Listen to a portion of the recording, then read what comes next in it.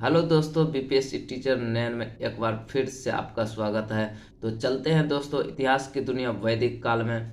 दोस्तों वीडियो को अंत तक जरूर देखें। वैदिक काल का पहला क्वेश्चन आज है, उत्तर वैदिक काल में आर्य संस्कृति का धूर किसको समझा जाता है? कुरु पंचाल को। उत्तर वैदिक काल में आर्य संस्कृति का धूर किसको समझा जाता है? तो कुरु पंचाल को। गोत्र शब्द का प्रयोग सर्वप्रथम किस वेद में हुआ था? तो ऋग्वेद में। गोत्र शब्द का प्रयोग सर्वप्रथम किस वेद में हुआ था? तो ऋग्वेद में। गोत्र प्रथा की स्थापना किस काल में हुई थी? तो उत्तर वैदिक काल में। गोत्र प्रथा की स्थापना किस काल में हुई थी? तो उत्तर वैदिक काल में। पूर्व वैदिक आर्यों का धर्म क्या था? तो प्राकृतिक पूजा और यज्ञ। पूर्व वैदिक आर्यों का धर्म क्या था? प्राकृतिक पूजा और यज्ञ। ऋग्वैदिक काल में जनता किस पर विश्वास करती थी? बलि और कर्मकांड पर। ऋग्वैदिक काल में जनता किस पर विश्वास करती थी? बलि और कर्मकांड पर। 10 राजाओं का युद्ध किस नदी के किनारे लड़ा गया? परोसनी यानी रावी नदी के किनारे। 10 राजाओं का युद्ध किस नदी के किनारे लड़ा गया? परोसनी यानी रावी नदी के किनारे। किस नदी को ऋग्वेद में माते तमा, देवी तमा एवं नदी तमा के रूप में संबोधित किया गया है? सरस्वती नदी को। किस नदी को ऋग्वेद में माते तमा, देवी तमा एवं नदी तमा के रूप में संबोधित किया गया है? तो सरस्वती नदी। ऋग्वेद में पनी का अर्थ क्या है? व्यापारी वर्ग। ऋग्वेद में पनी का अर्थ क्या है? तो व्यापारी वर्ग। ऋग्वेद में पनी का अर्थ क्या है? व्यापारी वर्ग। वैदिक युग में प्रचलित लोकप्रिय शासन प्रणाली कैसी थी? वंश परंपरागत। वैदिक युगीन सभा की मंत्री वैदिक युगीन सभा थी मंत्री परिषद। वैदिक युगीन सभा कैसी थी? मंत्री परिषद। अथर्ववेद में प्रजापति की 2 पुत्री किसे कहा था? सभा और समिति। अथर्ववेद में दो पुत्री किसे कहा जाता है?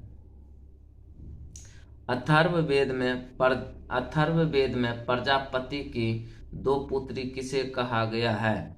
तो सभा और समिति। अथर्ववेद में प्रजापति की 2 पुत्री किसे कहा गया है? सभा और समिति। आयुर्वेद अर्थात जीवन का विज्ञान किस वेद में मिलता है? अथर्ववेद। आयुर्वेद अर्थात जीवन का विज्ञान किस वेद में मिलता है? अथर्ववेद। ऋग्वैदिक धर्म था एकैक्यवादी या बहुदेववादी? ऋग्वैदिक धर्म था, कैसा धर्म था? तो एकैक्यवादी या बहुदेववादी।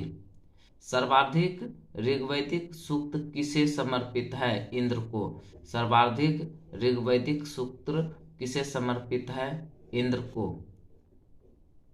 ऋग्वेद में इंद्र के बाद सर्वाधिक संख्या में मंत्र संबंधित है अग्नि से।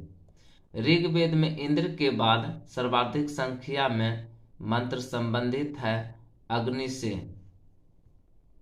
ऋग्वेद में युद्ध का देवता किसे समझा जाता है? इंद्र को। यानी वर्षा का देवता भी इंद्र को ही समझा जाता है। ऋग्वेद में युद्ध का देवता किसे समझा जाता है? इंद्र को।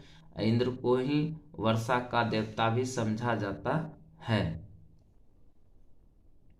800 से 600 ईस्वी पूर्व का काल किससे जुड़ा है? ब्राह्मण युग से। 800 से 600 ईस्वी पूर्व का काल किससे जुड़ा है? तो ब्राह्मण युग से। गायत्री मंत्र किस वेद में मिलता है? तो ऋग्वेद में। गायत्री में मंत्र की रचना किसने किया था? तो विश्वामित्र। गायत्री मंत्र की रचना किसने किया था? तो विश्वामित्र। महाभारत मूलतः जानी जाती थी जय संहिता के रूप में। महाभारत मूलतः जानी जाती थी तो जय संहिता के रूप में। महाभारत का उपनाम क्या है? सतसहस्त्री संहिता। महाभारत का उपनाम क्या है? तो सतसहस्त्री संहिता। हिंदू पौराणिक कथा के अनुसार समुद्र मंथन हेतु जिस सर्प ने रस्सी के रूप में स्वयं को प्रस्तुत किया वह थी वासुकी। हिंदू पौराणिक कथा के अनुसार समुद्र मंथन हेतु जिस सर्प ने रस्सी के रूप में स्वयं को प्रस्तुत किया वह था तो वासुकी। अछूत की अवधारणा स्पष्ट रूप से उद्धृत हुई थी धर्मशास्त्र के समय। अछूत की अवधारणा स्पष्ट रूप से उद्धृत हुई थी धर्मशास्त्र के समय में। तमसो म ज्योतिर्गमय कहाँ से लिया गया है? उपनिषद से। तमसो म ज्योतिर्गमय कहाँ से लिया गया है? उपनिषद से। वह उपनिषद जिसका शाब्दिक अर्थ सफेद घोड़ा है तो श्वेतांबर उपनिषद। वह उपनिषद जिसका शाब्दिक अर्थ सफेद घोड़ा है श्वेतांबर। सत्यकाम जबाल की कथा। सत्यकाम जबाल की कथा जो अनब्याही मां होने के लांछन को चुनौती देती है किस उपनिषद में उल्लेखित है? तो छंदोग्य उपनिषद। सत्यकाम जबाल की कथा जो अनब्याही मां होने के लांछन को चुनौती देती है किस उपनिषद में उल्लेखित है? तो छंदोग्य उपनिषद। ऋग्वेद की मूल लिपि क्या थी? तो ब्राह्मणी। ऋग्वेद की मूल लिपि क्या थी? तो ब्राह्मी। ऋग्वेद की मूल लिपि क्या थी? ब्राह्मणी। वैदिक कर्म कांड में होता का संबंध किस वेद से है? ऋग्वेद से। वैदिक कर्म कांड में होता का संबंध किस वेद से है? तो ऋग्वेद से। वैदिक काल में अधन्या माना गया है गाय को। वैदिक काल में अधन्या किसे माना गया है? तो गाय को।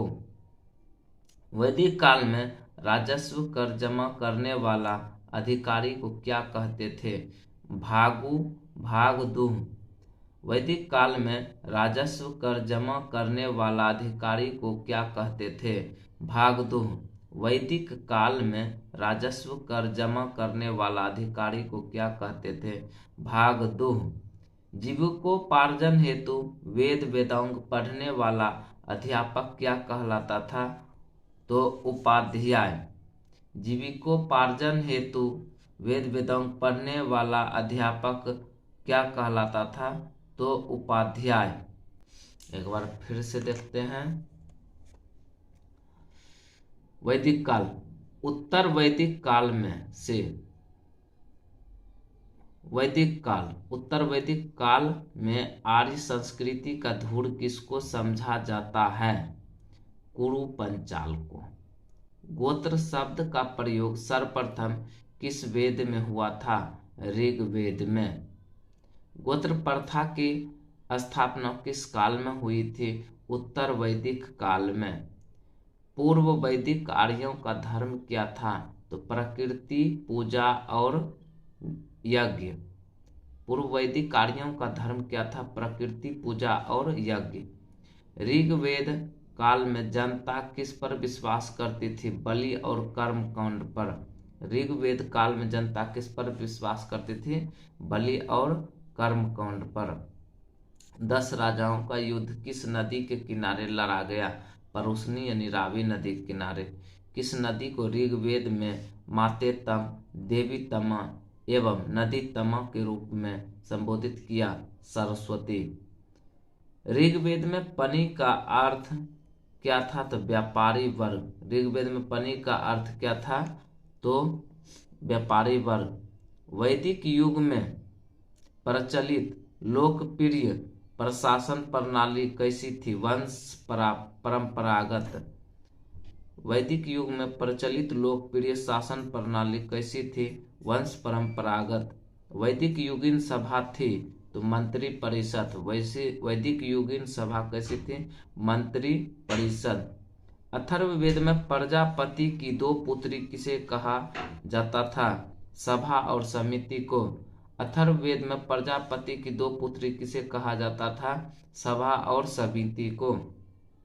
आयुर्वेद अर्थात जीवन का विज्ञान किस वेद में मिलता है? अथर्ववेद में। आयुर्वेद अर्थात जीवन का विज्ञान किस वेद में मिलता है? तो अथर्ववेद में। ऋग्वैदिक धर्म था, कैसा धर्म था? तो एकैक्यवादी या बहुदेववादी। सर्वाधिक ऋग्वैदिक सूक्त किसे समर्पित है? तो देवता इंद्र को। सर्वाधिक ऋग्वैदिक सूक्त किसे समर्पित है? देवता इंद्र को। ऋग्वेद में इंद्र के बाद सर्वाधिक संख्या मंत्र संबंधित है कि अग्नि से। ऋग्वेद में इंद्र के बाद सर्वाधिक संख्या में मंत्र संबंधित है अग्नि से। ऋग्वेद में युद्ध का देवता किसे समझा जाता है? इंद्र को। और ऋग्वेद में वर्षा का देवता किसे समझा जाता है? तो इंद्र को ही। 800 से 600 ईस्वी पूर्व का काल किससे जुड़ा है? तो ब्राह्मण युग से। 800 से 600 ईस्वी पूर्व का काल किससे जुड़ा है? तो ब्राह्मण युग से। गायत्री मंत्र किस वेद में मिलता है? तो ऋग्वेद में।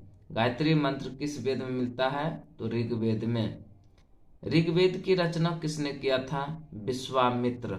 महाभारत मूलतः जानी जाती थी जय संहिता के रूप में। महाभारत मूलतः जानी जाती थी तो जय संहिता के रूप में। महाभारत का उपनाम क्या है? तो शस्त्र सहस्त्री संहिता। हिंदू पौराणिक कथा के अनुसार समुद्र मंथन हेतु जिस सर्प ने रस्सी के रूप में स्वयं को प्रस्तुत किया था वह था वासुकी। अछूत की अवधारणा स्पष्ट रूप से उद्धृत हुई थी धर्मशास्त्र के समय में। तमसो मां ज्योतिर्गमय कहाँ से लिया गया है? उपनिषद से। वह उपनिषद जिसका शाब्दिक अर्थ सफेद घोड़ा है तो श्वेतांबर उपनिषद। सत्यकाम जबाल की कथा जो अनब्याही मां होने के लांछन को चुनौती देती है किस उपनिषद में उल्लेखित है? तो छांदोग्य उपनिषद। ऋग्वेद की मूल लिपि क्या थी? ब्राह्मी। ऋग्वेद की मूल लिपि क्या थी? ब्राह्मणी। वैदिक कर्मकांड में होता का संबंध किस वेद से है? ऋग्वेद से। वैदिक कर्मकांड में होता का संबंध किस वेद से है? ऋग्वेद से। वैदिक काल में अधनिया माना गया है गाय को। वैदिक काल में अधनिया किसे माना गया है? गाय को। वैदिक काल में राजस्व कर जमा करने वाला अधिकारी को क्या कहते थे? भागदूह। वैदिक काल में राजस्व कर जमा करने वाले अधिकारी को क्या कहते थे? भागदूह। जीविकोपार्जन हेतु वेद वेदांग पढ़ने वाला अध्यापक क्या कहलाता था? उपाध्याय। जीविकोपार्जन हेतु वेद वेदांग पढ़ने वाला अध्यापक क्या कहलाता था? उपाध्याय। तो चलते हैं दोस्तों, आज तक इतना ही, फिर मिलते हैं नेक्स्ट डे। जय हिंद, जय भारत।